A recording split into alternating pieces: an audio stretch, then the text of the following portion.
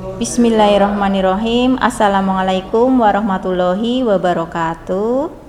Terima kasih kepada anak-anak kelas 9. Pada hari ini kalian telah semangat belajar hari ini pada tema sejarah perkembangan Islam di Nusantara kelas 9 ya. Nah, sebelum kita mempelajari materi tersebut, agar pembelajaran kita lebih berkah, kita awali dulu dengan berdoa. Oke, Bu Guru pimpin. A'udzubillahi minasyaitonirrajim. Bismillahirrahmanirrahim. Raditu billahi robba wa bil islami dina wa bi Muhammadin nabiyya wa rasula. Rabbi sidni ilma warzuqni fahma. Amin. Allahumma sholli ala Muhammad wa ala ali Muhammad. Nah, pada hari ini kita akan mempelajari tentang sejarah perkembangan Islam di Nusantara.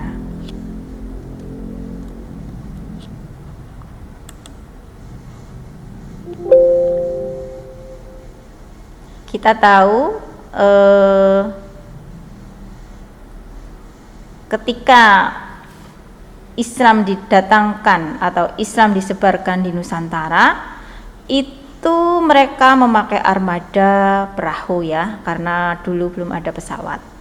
Nah, sebelum kita sampai ke sana, Bu Guru akan sampaikan tentang kompetensi dasar yang akan kita pelajari. Yang pertama adalah memahami sejarah perkembangan Islam di Nusantara dengan beberapa IPK, yaitu yang pertama, menjelaskan pengertian sejarah perkembangan Islam di Nusantara. Yang kedua, menganalisis asal kedatangan Islam di Nusantara. Dan yang ketiga adalah menyimpulkan asal kedatangan Islam di Nusantara. Nah, tujuan pembelajaran kita hari ini itu sebenarnya apa tujuannya?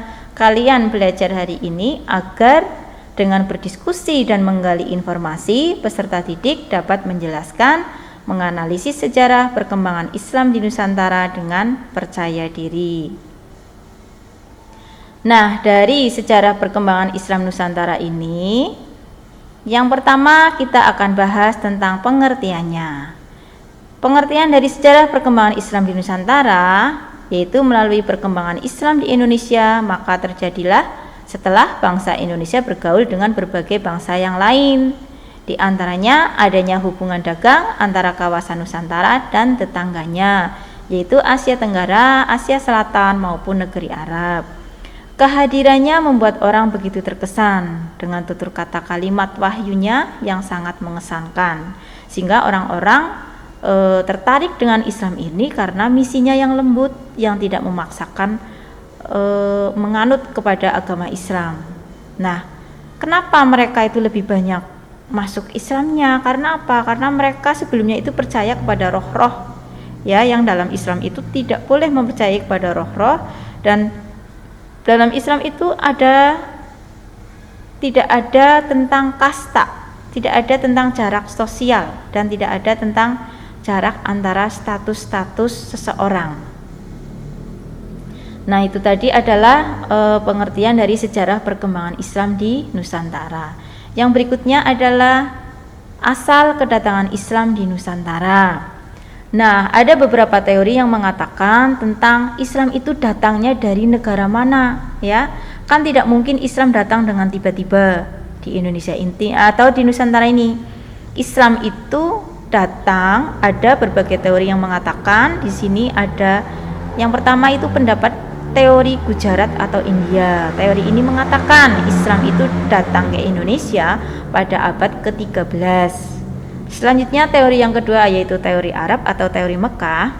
Menurut Buya Hamka, Islam datang di Indonesia sejak abad pertama Hijriah atau abad ke-7 Masehi. Artinya ketika Nabi Muhammad hijrah ke Madinah, itu diperkirakan menurut teori Arab atau Mekah ini Islam sudah hadir di Nusantara. Yang ketiga adalah teori Persia. Teori ini menyatakan bahwa Islam yang datang di Nusantara berasal dari Persia, bukan dari India atau dari Arab. Nah, teori ini didasarkan pada kesamaan unsur budaya Persia, khususnya Syiah yang ada dalam unsur kebudayaan Islam Nusantara. Misalnya, perayaan Tabot, berkembangnya ajaran Syekh Siti Jenar, dan peringatan dari Asyura. Nah, yang berikutnya adalah teori Cina. Teori Cina ini mengatakan bahwa hubungan Arab Muslim dan Cina sudah terjadi pada abad pertama Hijriah, seperti di teori Mekah ini. Islam datang dari arah barat dan ke Nusantara dan Cina bersamaan dalam satu jalur perdagangan. Nah, Islam datang ke Cina di Guangzhou ini pada masa pemerintahan Taizong, terjadi pada tahun 627 sampai 650 Masehi. Nah, Islam datang ke Nusantara pada kekuasaan Sriwijaya, datang ke Jawa pada tahun 674 dan ke kerajaan Kalingga yang diperintahkan oleh Ratu Sima.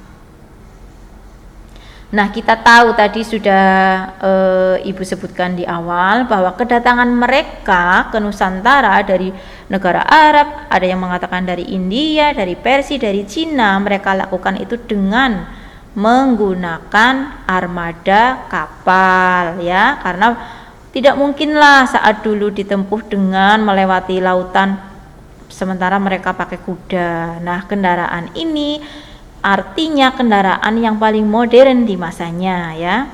Nah, berikutnya kita tahu tadi bahwa Islam awal datangnya itu ada di kerajaan Samudra Pasai. Menurut teori Mekah kan sudah hadir di abad ke-7 atau 8 Masehi. Nah, inilah contoh peta dari kerajaan Samudra Pasai. Ini berada di kawasan Sumatera. Nah, ini tadi tentang asal kedatangan Islam di Nusantara. Melalui petanya kita lihat antara jarak Gujarat sampai Indonesia itu ya seperti ini, ya, berkelok-kelok lewat lautan, dan ini sangat panjang. Nah, yang berikutnya peta Mekah, jarak Mekah dengan Indonesia ini juga sangat panjang sekali, juga mereka melalui lautan, ya. Nah, yang ketiga, tadi ada yang mengatakan teori dari Persia atau sekarang itu Iran. Nah, ini letak Iran di sini, letak Indonesia di sini. Ini sangat jauh. Terus berikutnya teori Cina, ya. Teori Cina tadi mengatakan bahwa Islam itu datangnya bersamaan dari Arab juga. Nah, mereka datang ke Indonesia dari Sumatera dulu ini. Ini mengatakan bahwa inilah bukti penyebaran Islam kalau dari Cina. Nah, demikian tadi pembelajaran kita hari ini. Semoga bermanfaat sehingga hari ini kita tahu adanya pengertian sejarah perkembangan Islam di Nusantara, dan yang kedua adalah asal kedatangan Islam di Nusantara. Nah, kita akhiri dulu pembelajaran kita. Sebelumnya, marilah kita berdoa bersama-sama agar semakin berkah proses pembelajaran kita. Bismillahirrahmanirrahim. Subhanakallahumma rabbana wa bihamdika asyhadu alla ilaha illa anta astaghfiruka wa atubu ilaik. Allahumma sholli ala Muhammad wa ala ali Muhammad. Terima kasih. Assalamualaikum warahmatullahi wabarakatuh.